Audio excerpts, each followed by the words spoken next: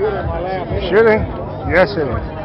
Okay, here I am. I'm waiting for Bernie Sanders. It's going to be on in another hour. It's like 95, 97 degrees out, so I am definitely feeling it.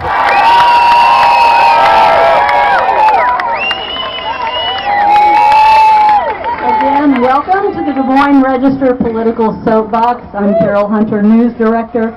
Thank you very much for coming. Our next speaker is Bernie Sanders.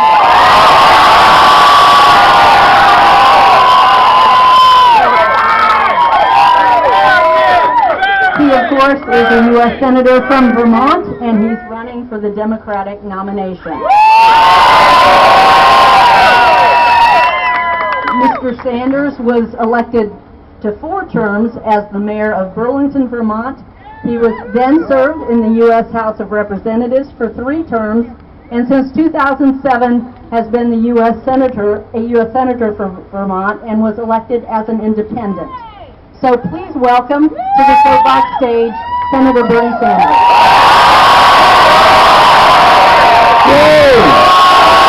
Thank you. Thank you.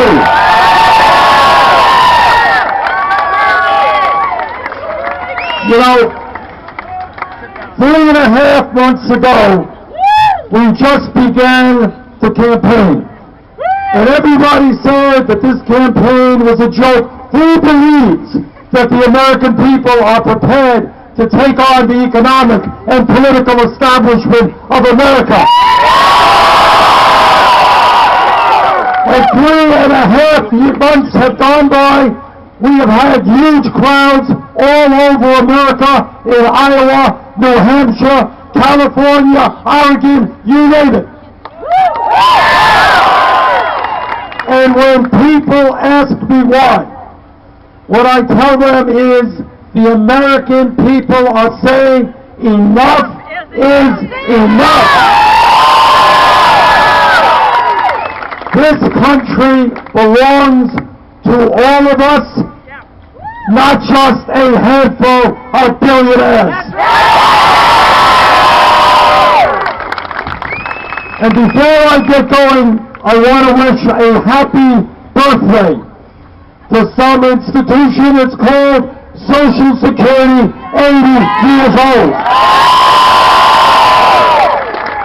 And let me be very clear.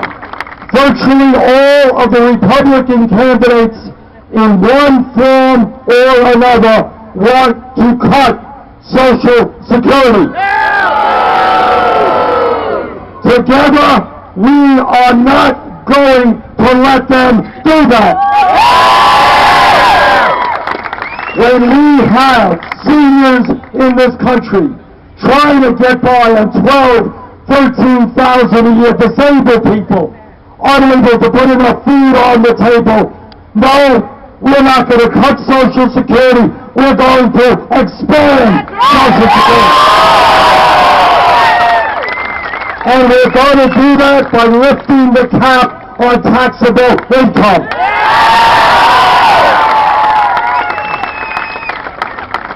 In America today, what we are seeing is the disappearance of the great middle class. We are seeing millions of our brothers and sisters in Iowa, Vermont, all over this country, working longer hours for lower wages. People are working 2, 3 jobs in order to put food on the table. Meanwhile, almost all of the new income, all of the new wealth is going to the top 1%. That is going to change. We need an economy that works for working people, not a handful of billionaires. And let me tell you something about this campaign finance system that we have today. It is a corrupt system. Citizens United will go down in history as one of the worst decisions ever made by a Supreme Court. And let me repeat a promise that I have made to other crowds, and that is, no nominee of mine to the Supreme Court will get that position unless he or she pledges to make certain that Citizens United is overturned. And when we try to understand why it is that so many of our family members, our friends, our neighbors are working at 2 or 3 jobs in order to cobble together an income and some health care, the answer is that wages in our country for many people are much, much too low. And that is why we have got to recognize that a $7.25 minimum wage is a starvation wage. We've got to raise the minimum wage to a living wage, $15 an hour.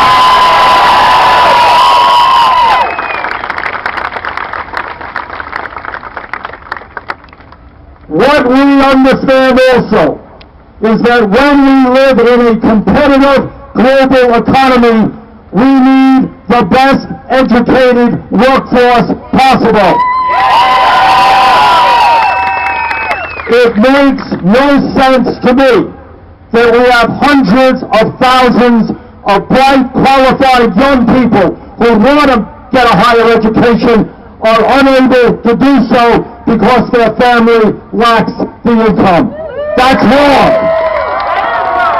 And that is why I have introduced legislation and will fight for as President of the United States to make sure that every public college and university in America is tuition free.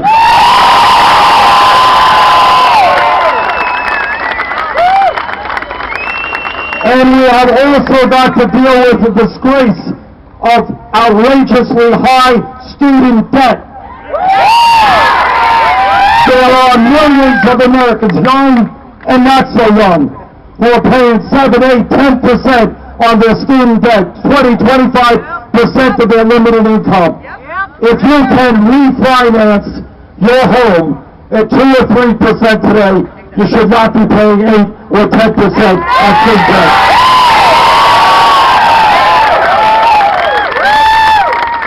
And the government should also not be profiteering on student debt held by working class families. And when we talk about raising the minimum wage to a living wage, we have also got to talk about pay equity for women workers. Women cannot continue to earn 78 cents on the dollar compared to men workers.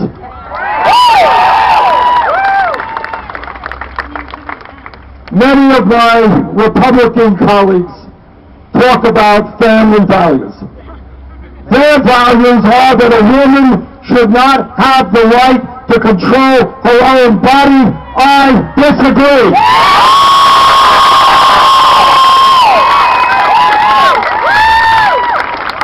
Their values are that our gay brothers and sisters should not be able to get married or enjoy all of the benefits of American citizenship. I disagree.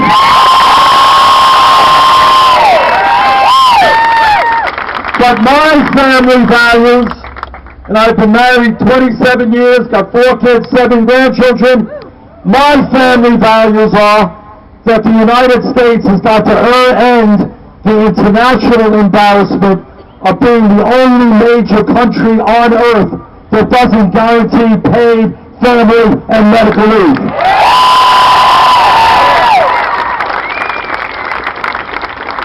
When a woman has a baby in this country, regardless of her income, she should be able to spend 3 months with that baby, getting to know that baby, love that baby. That's a family value.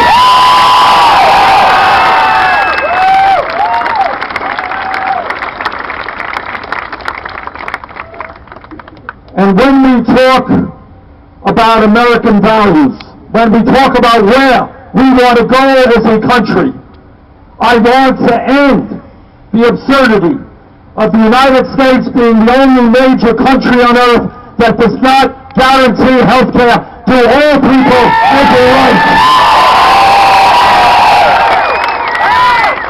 And that is why I strongly support a Medicare for all single-payer program.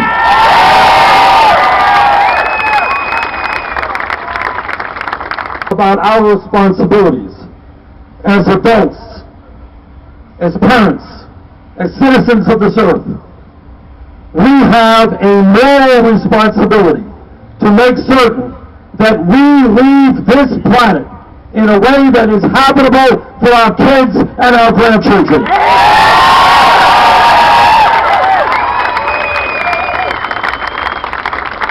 The debate is over. Climate change is real. Climate change is caused by human activity. Climate change is already causing devastating problems in our country and around the world. What the United States must do, and I will do as president, is lead the world working with other countries to transform our energy system. There's Donald Trump. What can we do?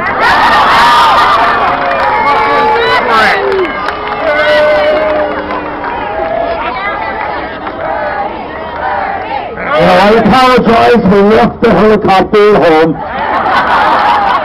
In the garage, forgot to bring it.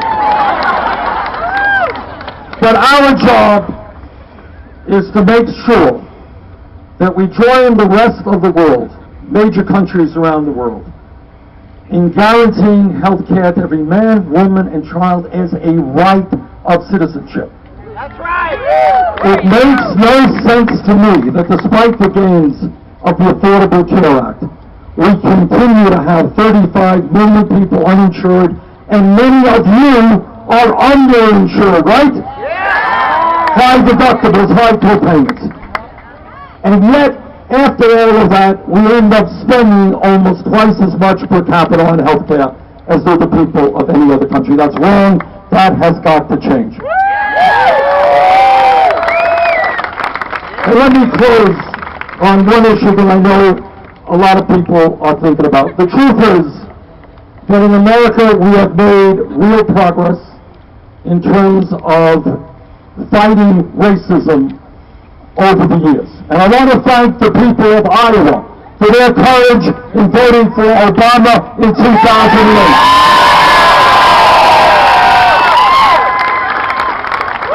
And what you showed is that a state which is mostly white could go beyond the color of a candidate's skin and vote for somebody based on their character and their ideas. Thank you, Iowa.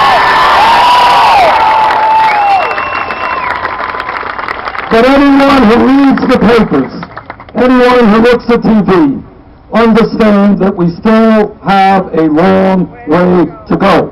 Anyone who has seen the tapes of Sandra Bland or Samuel DuBose understand that it is unacceptable that African Americans can get taken out of their cars, thrown to the ground, assaulted, and thrown into jail and die 3 days later. That is not what this country is supposed to be about. So you are looking at a candidate who, if elected president, will do everything that he can to end the stain of racism and institutional racism in this country and bring about major criminal justice reforms.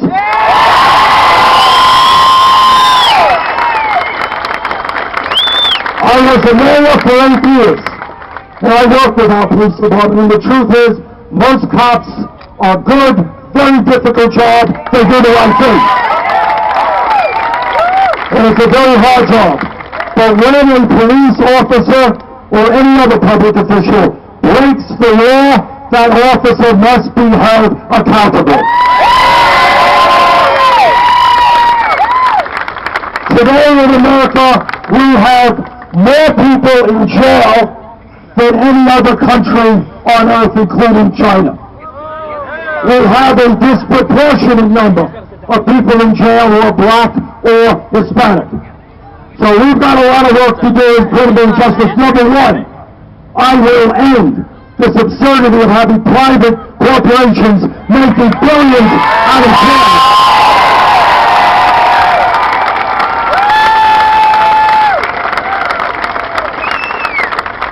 We're going to end this minimum sentencing by which too many people have criminal records.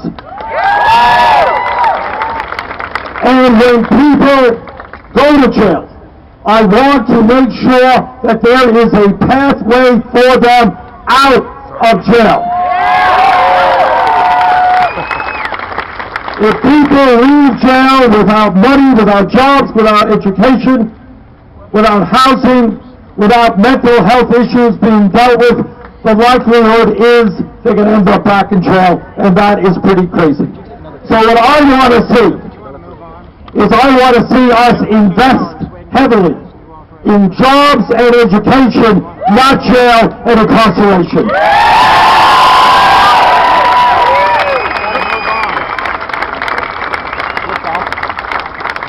Now let me just conclude by telling you one thing that no other candidate will tell you.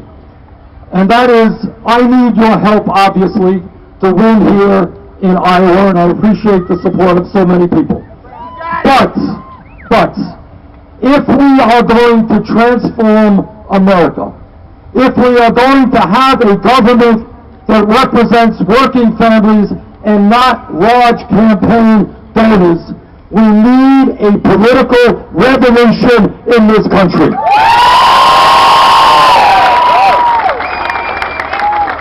We need millions of people to stand up and make it clear to the billionaire class they cannot have it all. They are going to start paying their fair share of taxes.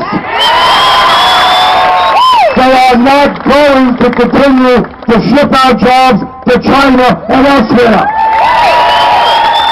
But to make all of that happen, we need a strong grassroots political movement from Vermont to California and significantly here in Iowa. So I welcome and urge all of you to join me in helping to make a political revolution which transforms America, which creates a government that works for all of us and not just a handful. Thank you all very much.